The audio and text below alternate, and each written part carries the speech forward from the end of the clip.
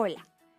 Sin duda, hemos escuchado hablar que los cambios arquitectónicos se relacionan con el uso que tiene el edificio y sus necesidades cuando hablamos de arquitectura. Para estudiar estos cambios se debe analizar las características del diseño arquitectónico, ver los modelos antecesores para así señalar sus diferencias y las tendencias tipológicas. Pero, ¿qué es tipología? Por lo general, tendemos a entender la tipología como las características que comparten las obras arquitectónicas para satisfacer las necesidades que se tienen. Por ejemplo, los teatros tendrán una tipología de acuerdo a sus necesidades y época. La arquitectura existe precisamente para resolver necesidades concretas para que cada edificio cumpla su función para lo que se planeó. Por ejemplo, basta pensar que la inexistencia de aeropuertos en el siglo XII se debe a la inexistencia de la aviación. La invención de la aviación moderna conllevó en el siglo XX la aparición de la arquitectura aeroportuaria para dar respuesta formal a unas nuevas necesidades antes inexistentes. Pensemos ahora en los edificios escénicos y preguntémonos, ¿a qué necesidades tratan de dar respuesta hoy en día? Y en el siglo XIX, ¿a qué usos estaban destinados? En este video vamos a recorrer la historia de las principales tipologías del Occidente. Iniciemos con la época de la civilización griega, siglo XI y XII a.C., y romana, siglos V a.C.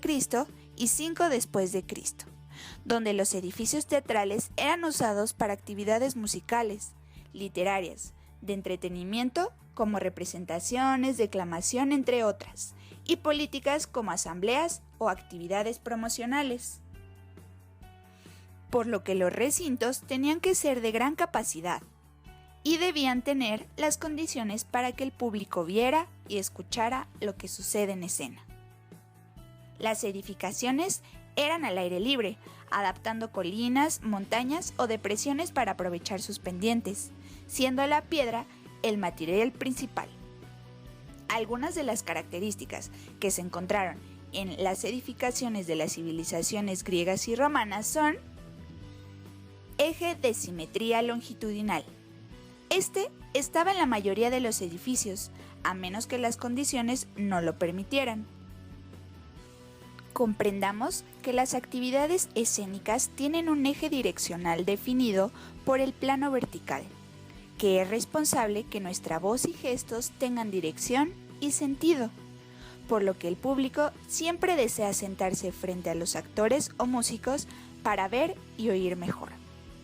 Aunque destaquemos que antes los anfiteatros romanos tenían dos ejes de simetría ortogonales, ya que las necesidades eran solamente visuales y no eran direccionadas ni predecibles. Entonces eran usados para luchas de gladiadores, como esto mismo ocurre actualmente en la plaza de toros o en un cuadrilátero. Pero no es el caso de las salas teatrales y auditorios, ya que las necesidades dejan de ser solo visuales para ser también acústicas. Esta direccionalidad es la que impone el eje único de simetría en los recintos escénicos. Otra característica que se tiene en cuenta es la jerarquía formal y funcional de los teatros. La zona del público, o también llamado espacio de contemplación, era de forma curva y en pendiente, debido a que se minimiza la pérdida acústica y a que la distribución permite dar mayor capacidad de público, mientras la pendiente deja que la visibilidad de los espectadores sea óptima. Los teatros renacentistas retomarán la idea de pendiente y curva.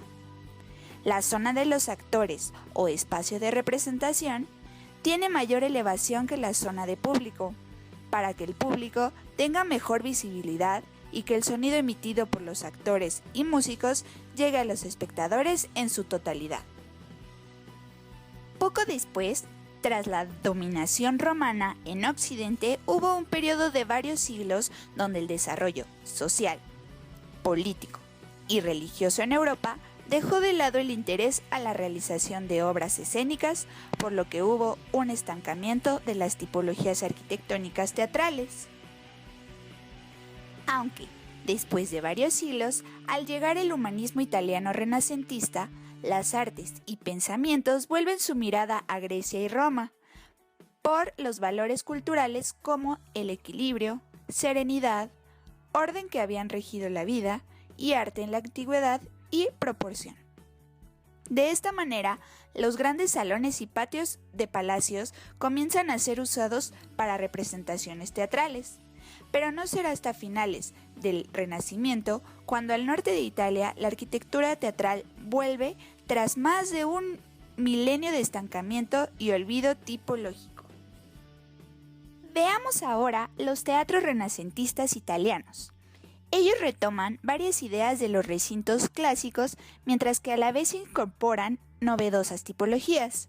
Los italianos heredan la jerarquía de zonas, actuación y contemplación, como ya lo habíamos mencionado, el plano de simetría longitudinal y el colocar a los actores un nivel arriba que a la audiencia.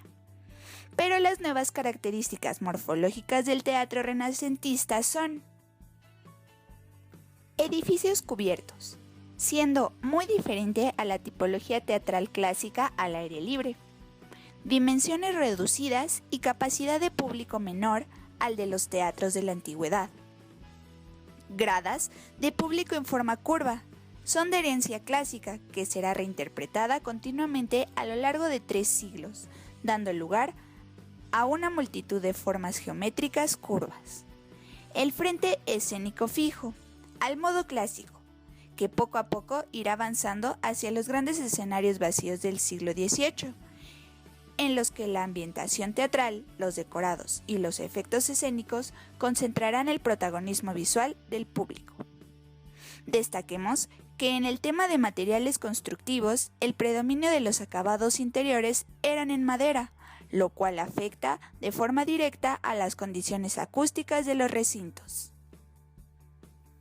A lo largo del siglo XVII, la construcción de edificios teatrales y su evolución fue muy rápida, haciendo un modelo teatral ajustado, con preferencia en Europa en los siglos XVIII y XIX, llamado Teatro de Ópera Italiana, en donde la forma era curva en planta. La existencia de varios pisos con palcos aumentaba la concurrencia de los teatros en aquella época.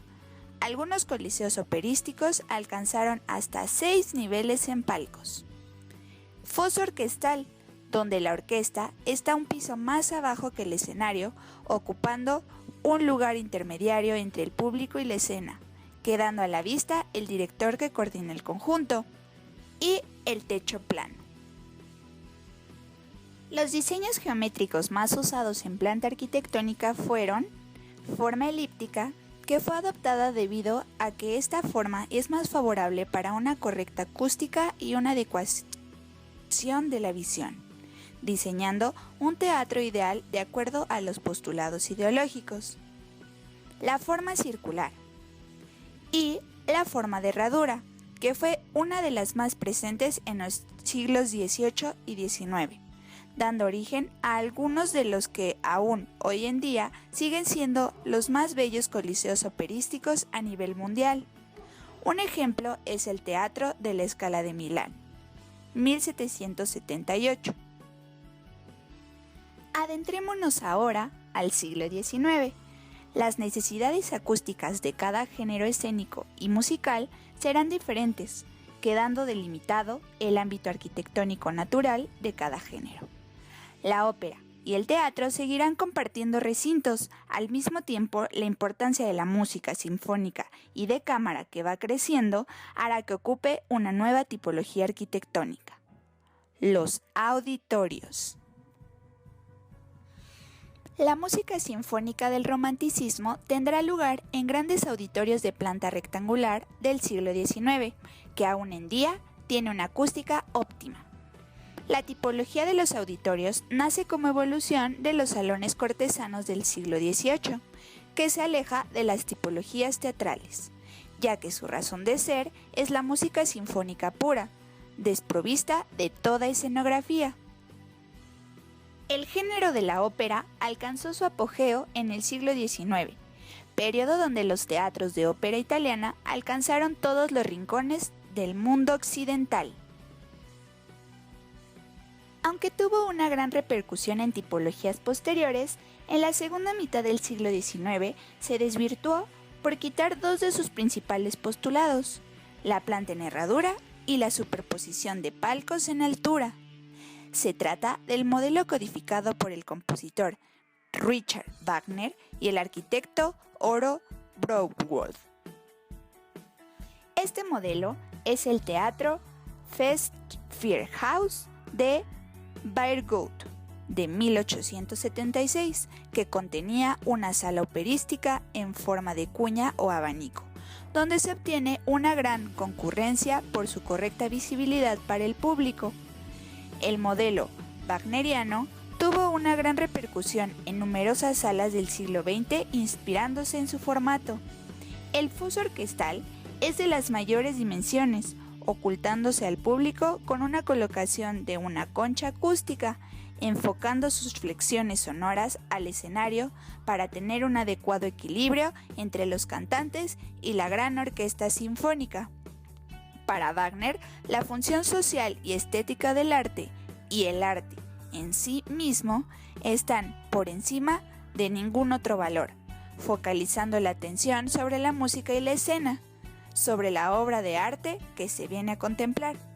Más que nunca, para él, la arquitectura es la materialización de un concepto que trasciende el propio uso del recinto. Mientras tanto, en México, el teatro tuvo sus consecuencias por la independencia. Debido a esto, el país tuvo un bache cultural, ya que las personas no tenían cabeza para la creatividad, además de no tener espacios para esta. Después, volvió la arquitectura teatral cuando México alcanzó su libertad. Al terminar los problemas socioeconómicos en México, los escritores empezaron a encontrar su creatividad, sobresaliendo autores como Manuel Eduardo de Gorostiza y Fernando Calderón. En esta época se creó el concepto de zarzuela, convirtiéndose en una forma de teatro muy popular. En los teatros, los palcos son un lugar de privilegio que exhibe y ratifica una posición social. En México, un teatro se llamará a conveniencia, nacional o imperial. El fin de la asistencia no era cultural o artístico, más bien se utilizaba para recibir, por ejemplo, al gobernador de la ciudad, don Guillermo de Landa y Escandón. El Palacio de Bellas Artes, terminado en 1934, se crea por la administración porfirista como homenaje monumental de las artes a una administración. De pronto, cuando el teatro, las zarzuelas, el melodrama están en su auge, empieza la revolución. Es aquí cuando el ánimo del público cae al ver cómo los teatros iban deteriorándose y olvidando. Una consecuencia directa de la revolución es que el pueblo empezó a construir carpas y teatros de barrio donde nació el género frívolo político. Es aquí donde terminamos el estudio hasta finales del siglo XIX.